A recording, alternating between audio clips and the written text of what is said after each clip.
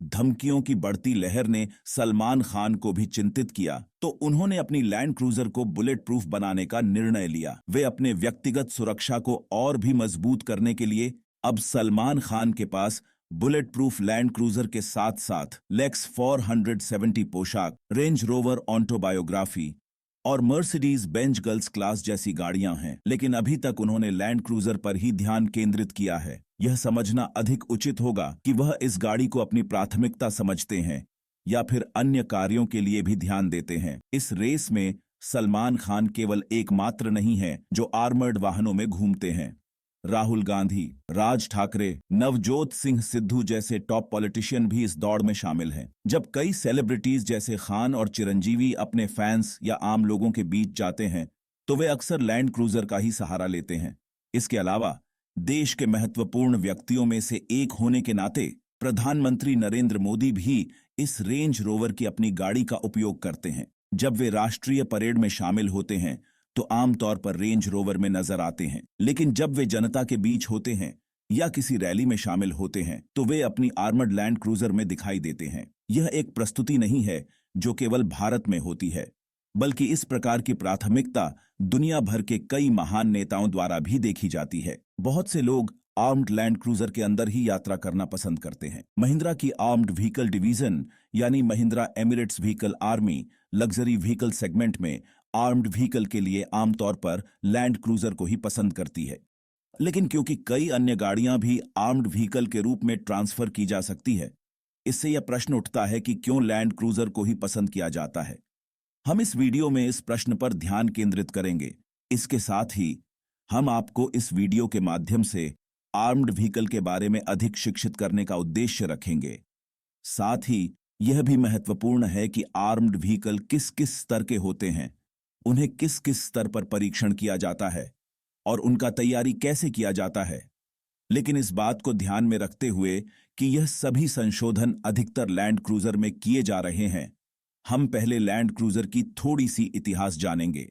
Land cruiser का जन्म वहां हुआ था जब ग्रेट ग्रैंड मदर रिलीज में उत्तरी कोरिया और दक्षिणी कोरिया के बीच जंग शुरू हुई थी। जब कोरिया ने अपने सैन्य ट्रकों को शानदार पाया तो अमेरिका ने अपने मित्र साउथ कोरिया की सहायता के लिए सैन्य ट्रक देने का वादा किया। लेकिन सैन्य ट्रक्स को इतनी दूर ले जाना आसान नहीं था। इसके अलावा अमेरिका को यूएसएसआर को नाराज नहीं करना चाहिए था, जो समय समय पर उत्तरी कोरिया का समर्थन कर रहा था। इसलिए अमेरिका ने जापान से कहा कि वह जीप पर आधारित एक संबंधित ट्रक बनाए जिससे वह साउथ कोरिया में आपूर्ति कर सके। जापान साउथ कोरिया से बहुत ज्यादा नजदीक था और इसीलिए 1951 जनवरी तक 1951 में टोयोटा ने टोयोटा जीप प्रोटोटाइप को तैयार किया। इस जीप ने नॉर्मल जीप से काफी अधिक पावरफुल और कैपेबिलिटी में अंतर दिखाया। इस गाड़ी की कैपेबिलिटी इतनी ऊंची थी कि 1951 की जुलाई में टोयोटा के टेस्ट ड्राइवर इसिरो तया ने इस नए प्रोटोटाइप को माउंट फौजी के 6 स्टेज तक चढ़ाया।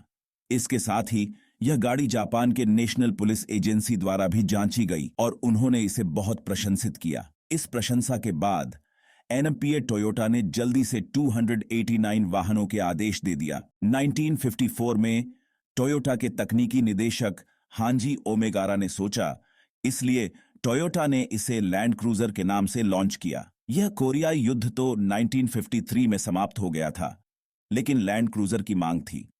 1955 में टोयोटा ने लैंड क्रूजर की 30 सीरीज लॉन्च की, जो अधिक सिविलियनों को आकर्षित करने के लिए डिजाइन की गई थी और इसमें अधिक स्टाइलिश बॉडी थी। इस गाड़ी को और भी पावरफुल इंजन के साथ एक्सपोर्ट किया गया, जिससे यह अधिक उत्कृष्ट हो गई। इसकी वजह से इसे विदेश में भेजा जा सका, विशेष रूप से अमेरिकी बाजार में, जहां समय के साथ ऑटोमोबाइल मार्केट में इसकी मांग बढ़ रही थी। 1958 में जब टोटल लैंड क्रूजर की एक इकलौती यूनिट भी उत्पन्न हुई थी तो इसका प्रसार तेजी से बढ़ गया। 1965 तक लैंड क्रूजर टोयोटा की सर्वश्रेष्ठ बिक्री वाली गाड़ी बन गई। 1960 तक टोयोटा को समझ में आ गया कि लैंड क्रूजर, जो अधिकतर लग्जरी वाहन के रूप में खरीदा जा रहा था, उसे ऑन ऑफ रोड वाहन के रूप में ही बेचने से अधिक लाभ नहीं होगा। इसलिए टोयोटा ने लैंड क्रूजर को ऑन ऑफ रोड कैपेबिलिटी को ध्यान में रखते हुए इसकी फीचर्स को बढ़ाया। उसकी ऑफ रोड कैपेबिलिटी के साथ साथ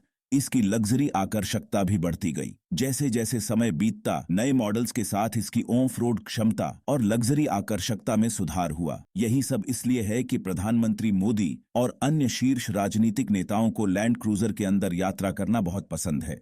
हालांकि प्रधानमंत्री मोदी अपनी गाड़ी का चयन नहीं करते हैं, बल्कि यह जिम्मेदारी स्पेशल प्रोटेक्शन ग्रुप की होती है। एसपीजी ने ही प्रधानमंत्री मोदी के लिए इस गाड़ी को कैपेबल माना है। इसलिए आप सोच सकते हैं कि यह गाड़ी कितनी अधिक कैपेबल है। आपकी क्या राय है, कमेंट करके बताइए। चैनल को सब्सक्राइब करना तो बनता है।